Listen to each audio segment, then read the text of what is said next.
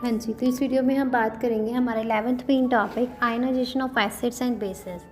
So in this chapter ionization of acid and bases, जहाँ पे involve the extent to which the substances dissociate into ions when dissolve in a solution. Strong acid और bases ionize करते हैं completely, जबकि weak acids और basis जो हैं वो सिर्फ पार्शली आयनाइज होते हैं। डिग्री ऑफ आयनाइजेशन जो है एक की factor in determine the strength of acid and base. So acid जो हैं वो सब्सटेंसेस है जो प्रोड्यूस करते हैं हाइड्रोजन आयन को सोल्यूशन में, जबकि बेसिस प्रोड्यूस करते हैं हाइड्रोक्साइड आयन्स को। स्ट्रॉन्ग एसिड जो है और बेसिस जो है वो कम्प्लीटली आयनाइज हो जाते हैं सोल्यूशन में, मतलब कि ये ब्रेक डाउन हो जाते हैं आयन्स में ऑलमोस्ट इंटायरली, और वीक एसिड और बेसिस जो है वो सिर्फ पार्शली आयनाइज होते हैं। डिग्री ऑफ आयनाइजेशन जो है वो एक fraction of molecules that ionise in solution, और ये इंडिकेट करते हैं extent to which an acid और बेस डिसोशिएट।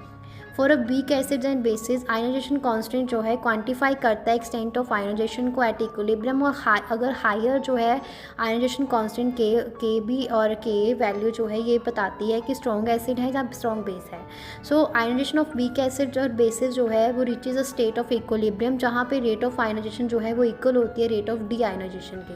तो एग्जाम्पल्स इसकी जैसे स्ट्रॉन्ग एसिड, वीक एसिड और स्ट्रॉन्ग बेस में, तो स्ट्रॉन्ग एसिड में हाइड्रोक्लोरिक एसिड जो है आयनाइज होता है कम्प्लीटली इन वाटर, और वीक एसिड में एसिटिक एसिड जो है आयोनाइज होता है पार्शली, और स्ट्रॉन्ग बेस में सोडियम हाइड्रोक्साइड आयोनाइज होता है कम्प्लीटली।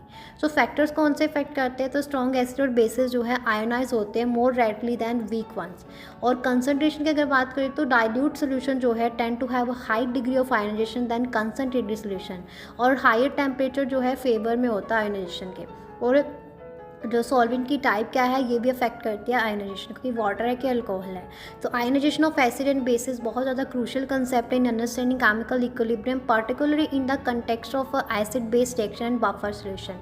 तो अभी ये जो 11th मेन टॉपिक है इसके आगे 9 सब टॉपिक्स हैं, तो वन बाय वन इनके बारे में बात करेंगे। तो सबसे पहले first sub topic the ionization constant of water and its ionic product. हाँ जी, सो वाटर जो है था वीक इलेक्ट्रोलाइट, तो अंडरगोज अ प्रोसेस जिसको हम ऑटो आयनाइजेशन और सेल्फ आयनाइजेशन बोलते हैं। इसमें दो वाटर मॉलिक्यूल्स जो है वो रिएक्ट करते हैं एक दूसरे के साथ, और एक जो है वो एक्ट करता है वीक एसिड की तरह और दूसरा जो है वीक बेस की तरह, और हाइड्रोनियम आइंस बनाते हैं और हाइड्रोक्साइड आइंस बनाते हैं। तो chemical equation for auto ionization of water H2O plus H2O जो है equilibrium H3O positive plus OH negative. तो H2O जो है वो H पॉजिटिव और OH, और for the auto ionization of water we can define on equilibrium constant Kc is equal to H3O positive magnitude H3O positive magnitude OH negative upon H2O magnitude H2O power magnitude H2O power 2। तो since water is a week electrolyte and only a small fraction dissociate, तो concentration जो है undissociate water molecules की वो remains essentially constant in dilute aqueous solution. तो हम ये बोल सकते हैं we incorporate H2O2 into the constant to define a new equilibrium constant specifically for the auto ionization of water. तो ये नया कांस्टेंट जो है अक्सर refer to as the ionization constant of water, more commonly the ionic product of water. तो कुछ sources जो है डिफाइन करते हैं आयनाइजेशन कांस्टेंट